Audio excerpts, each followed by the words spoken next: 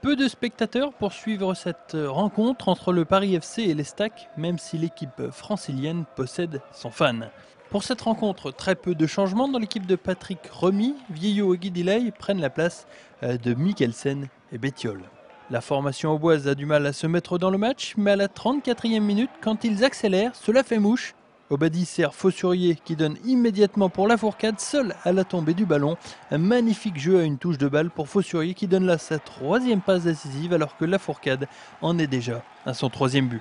Le Paris FC réagit de façon épidermique sans toutefois cadrer et l'Estac va en profiter en répétant le coup de loup en cuiseau en ajoutant un second but somptueux par Mounir Obadi, lui, le Parisien d'origine.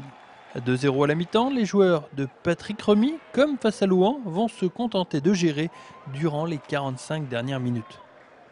Cela semble leur réussir puisque le Paris FC ne cadre toujours pas ses tentatives.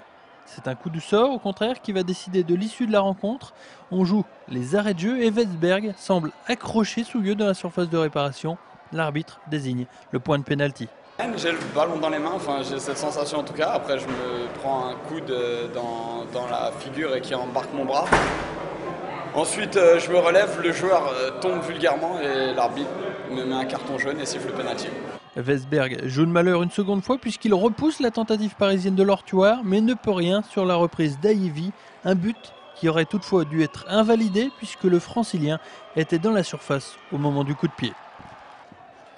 L'Estac perd alors les pédales et dans la foulée du but local, les partenaires de Gaël Sans encaissent un second but par Lodzilla. Le club troyen est totalement abasourdi, il vient de lâcher 2 points en 2 minutes.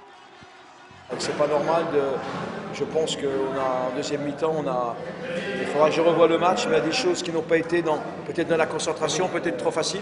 Contre Lyon Couzeau aussi, on s'est relâché un petit peu en deuxième mi-temps et on se rend compte que dès qu'on se relâche un petit peu, et dès qu'on ne met pas 100% de nos moyens sur le match, on redevient entre guillemets sur des passages une équipe moyenne.